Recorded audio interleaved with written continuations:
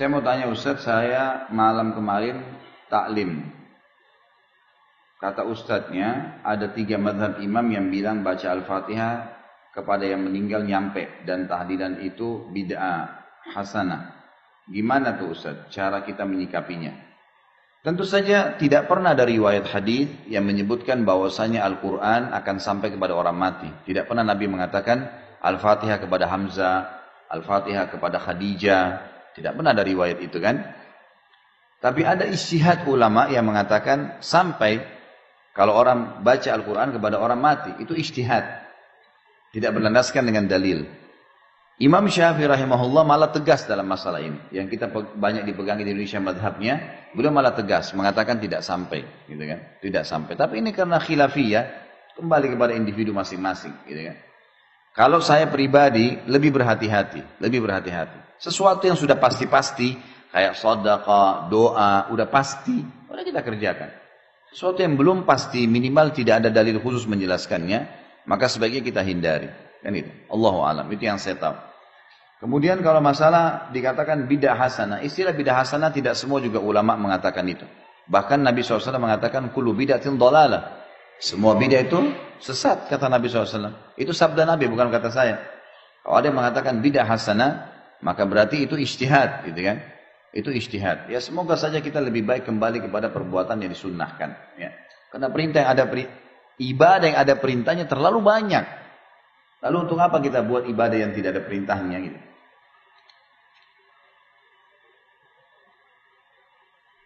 Adakah dari umat Nabi Muhammad SAW yang kekal dalam api neraka? Kalau dia meninggal Islam tidak ada. Semua orang Islam yang syahadat masuk surga. Semuanya. Makanya tadi dibilang dikeluarkan dari neraka walaupun seperti biji sawi. Tapi dibakar dulu.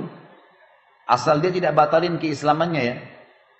Ada pembatal keislaman seperti dia murtad, dia berbuat kemusyrikan, dia munafik, pura-pura Islam, Muslim, tapi lain. Ini kalau dia murni ahli tauhid namanya. Artinya betul-betul tahu ada Tuhan namanya Allah, tapi memang dia nggak pernah sholat, dia nggak pernah buat ibadah-ibadah yang lain. Tidak ada indikasi yang membuat dia kufur ya. Seperti dia meninggalkan sholat karena tidak ngerti, tidak pernah ada yang pandu. Kan itu. Ada satu dai di Mesir ini tidak jauh dari kota-kota besar Mesir, di pedalaman dia masuk, dia kaget dan diangkat di YouTube tapi masih dalam bahasa Arab. Di situ ibu-ibu banyak pakai cadar semua, pakai jilbab, pakai cadar Muslim, gitu kan, di perkampungan. Tapi begitu disuruh mengaji baca Al-Quran tidak ada yang bisa baca. Ditanya jumlah rakaat sholat berapa, tidak tahu, nggak pernah sholat. Sampai ada seorang ibu bilang, kami ini sama dengan binatang, nggak ngerti apa-apa, ngomong gitu. Tapi nggak ada yang pernah ajar kami. Nah itu rupanya sudah turun temurun mereka begitu. Cuma tahu saya namanya Aisyah, namanya Muhammad, tapi tidak tahu ibadah. Ada orang-orang yang begini nih. Karena tidak terpandu ya. Tidak ada, mereka tidak tahu. Putus kontak dari teknologi pun tidak ada. Nah orang-orang seperti ini berbeda. Insya Allah diharapkan dimaafkan oleh Allah. Tapi kalau ada orang sengaja meninggalkan sholat bangkang. Nggak ada sholat itu. Dan fasilitas banyak di sekitar dia bisa baca. Maka ini sudah nggak ada toleransi lagi. Ini membatalkan keislamannya. Batal keislamannya. Orang yang membangkang dengan sholat. Atau membangkang rukun-rukun Islam dan rukun-rukun iman. Nggak ada tuh.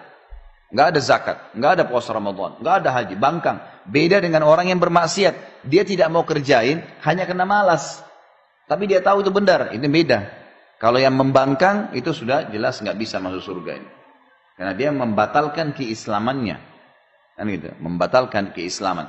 Tapi kalau dia tidak membangkang, insya Allah nggak masalah. Masih kemungkinan masuk ke dalam surga. Tapi jangan berharap di situ ya. Masuk surga lah dari awal gitu. Enak, nyaman. Dan satu kata kuncinya, patuh saja.